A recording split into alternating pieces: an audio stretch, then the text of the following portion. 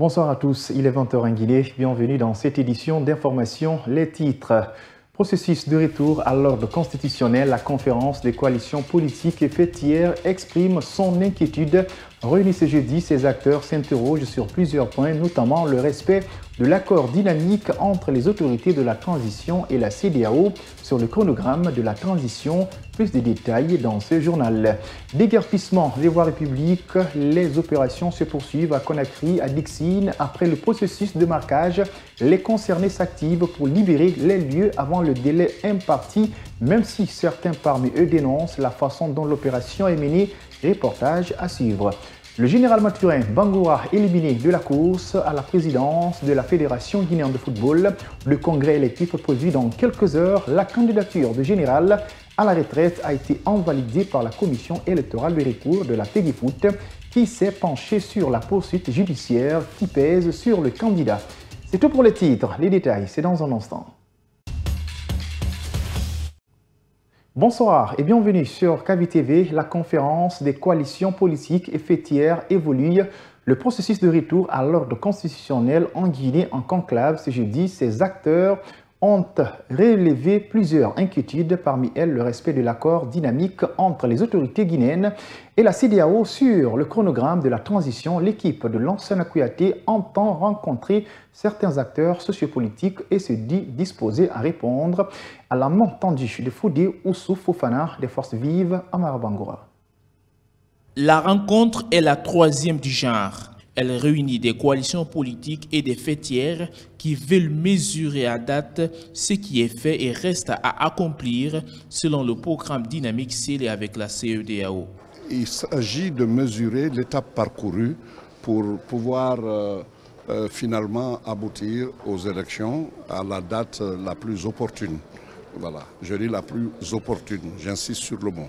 Et cela a été discuté de fond en comble et je crois qu'au total, là où il y a des inquiétudes, là où il n'y en a pas, tout cela a été évoqué. Ces inquiétudes, Lansana Kouyaté se retient de les énumérer et annonce la mise en place d'un comité technique pour situer le niveau de mise en œuvre des étapes devant aboutir au retour à l'ordre constitutionnel. Cette réunion a lieu pendant que la convergence des acteurs sociopolitiques engagés dans le cadre du dialogue et les forces vives de Guinée haussent le ton contre la démarche du ministre de l'administration du territoire et de la décentralisation. La conférence des coalitions politiques et fêtières dit trouver pourquoi unir leurs forces et accepte la main tendue des forces vives.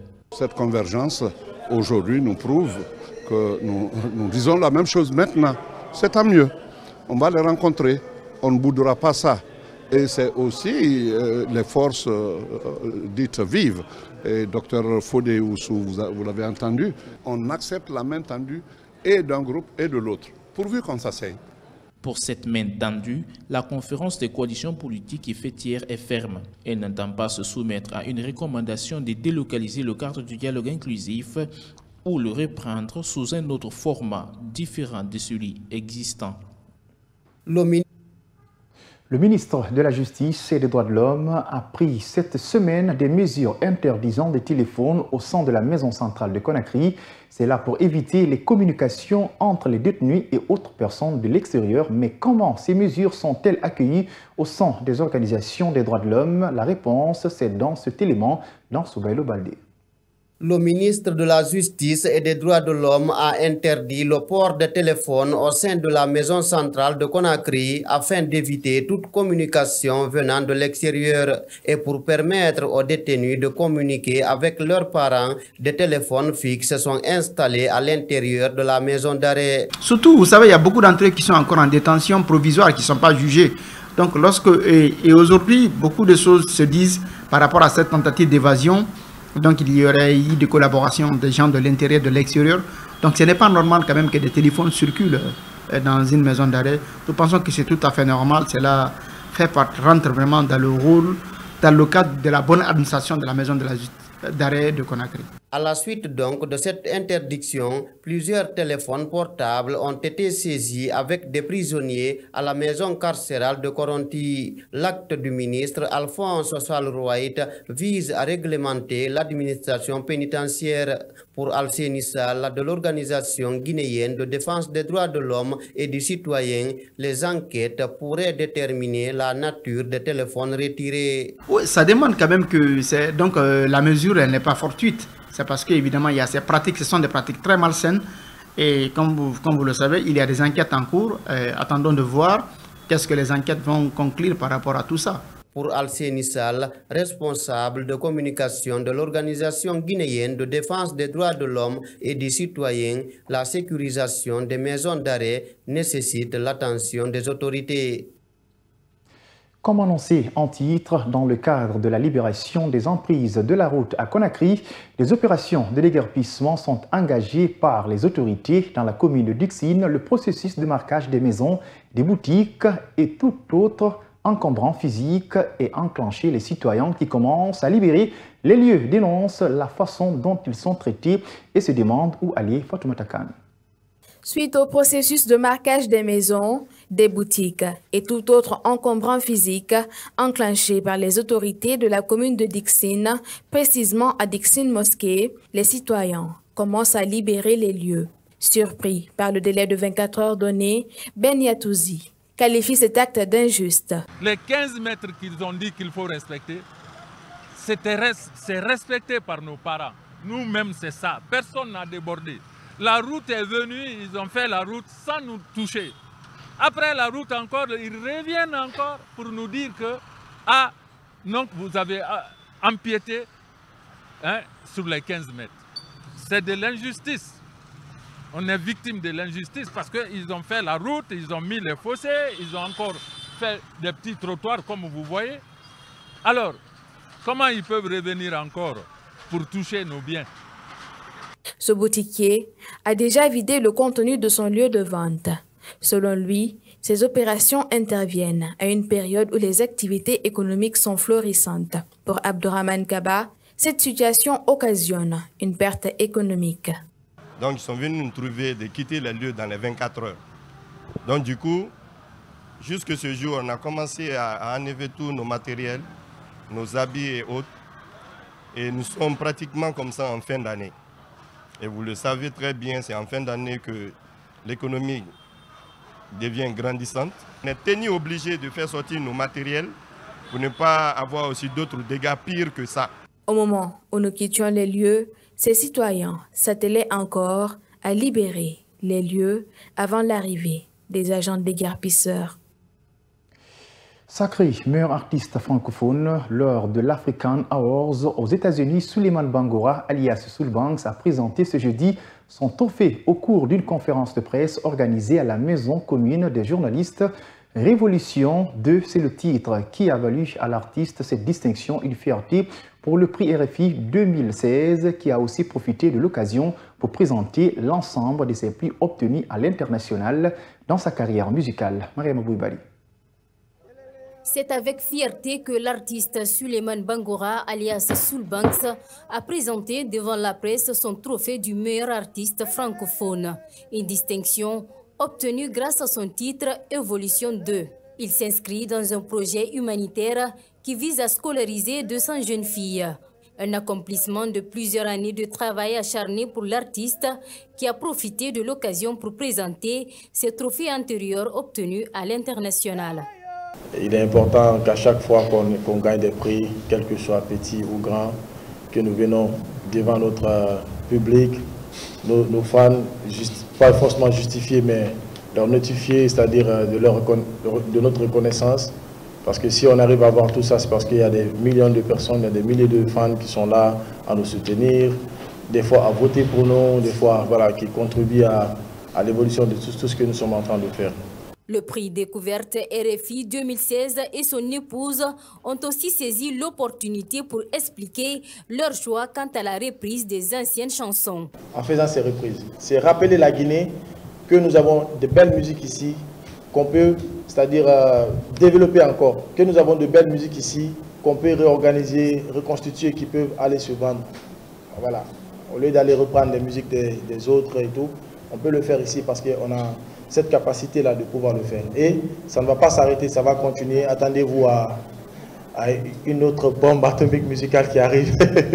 Encore une reprise de la musique guinéenne, une très ancienne chanson de la musique guinéenne qui va arriver très bientôt. Avec plusieurs trophées nationaux et internationaux, Souleymane Bangoura s'impose donc comme l'un des meilleurs artistes R&B du moment.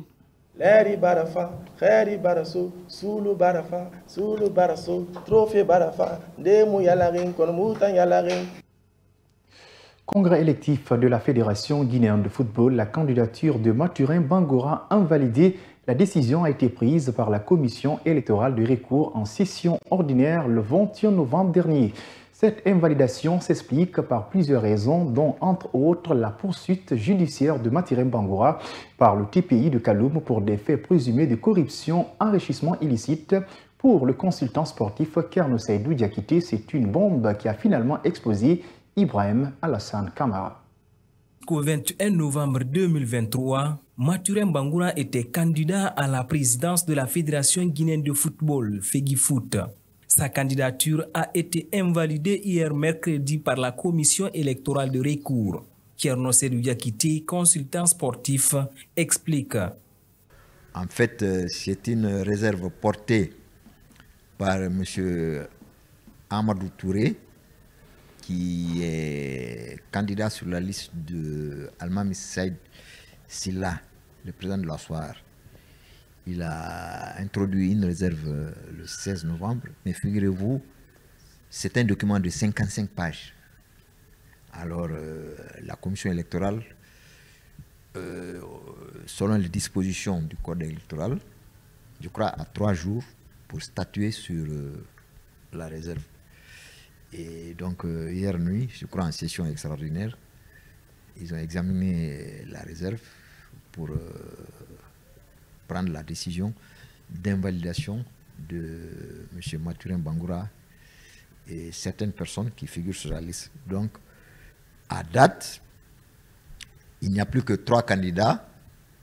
La commission électorale de recours évoque plusieurs raisons sur l'invalidation de la candidature de Mathurin Bangoura. Il est poursuivi au TPI de Kaloum pour des faits présumés de corruption, enrichissement illicite, faux et usage de faux en écriture publique, détournement des deniers publics et complicité. Selon ce spécialiste, la commission électorale est dans son droit. Ce sont les dispositions du code électoral. C'est ainsi, c'est-à-dire que si la commission électorale, vous voyez, la commission électorale a validé de façon provisoire les 4 candidatures. Maintenant, s'il n'y avait pas de réserve portée par un membre de l'une des listes, le congrès se déroule normalement.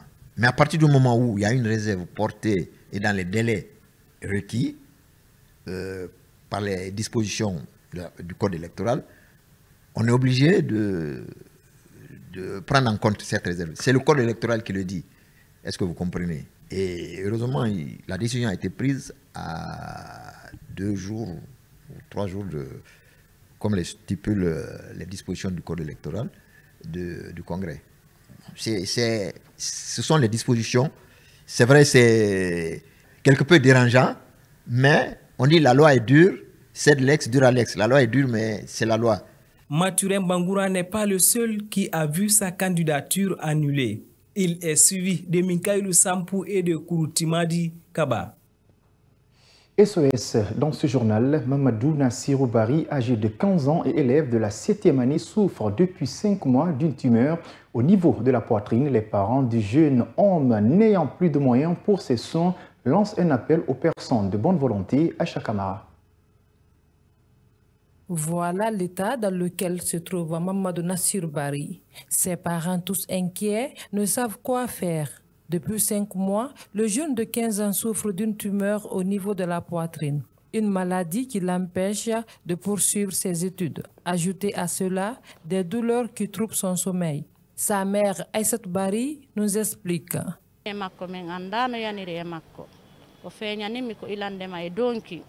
Cette maladie est survenue sans qu'on ne cherche comment. On a su ça lors de la fête de Tabaski. Et c'est pourquoi on demande aux personnes de bonne volonté de nous aider pour son traitement. Il souffre. Chaque jour, il prend ses médicaments avec des calmants. Son oncle Abdoulaye Bari, après de nombreux efforts consentis, demande l'aide des personnes de bonne volonté afin d'évacuer le jeune. Nous demandons aux personnes de bonne volonté de nous venir en aide pour que mon neveu se rétablisse. L'état de Mamadou Nassir Bari s'empire au jour le jour et sa famille sans moyens ne compte que sur l'aide qui tarde encore à venir. La République du Mali reprend le contrôle de Kidal grâce au courage des forces armées maliennes. Fama, depuis le 14 novembre, les populations maliennes se réjouissent de cet exploit. Interrogé le président du Haut Conseil des Maliens en Guinée, met cette victoire contre le djihadisme à l'actif du président Assimi Goïta. Dina Boucham. Après la victoire des forces armées maliennes à Kidal le 14 novembre dernier, le président du Haut Conseil des Maliens en Guinée ne cache pas sa joie. Il affirme que le mérite revient au président de la transition Assimi Goïta.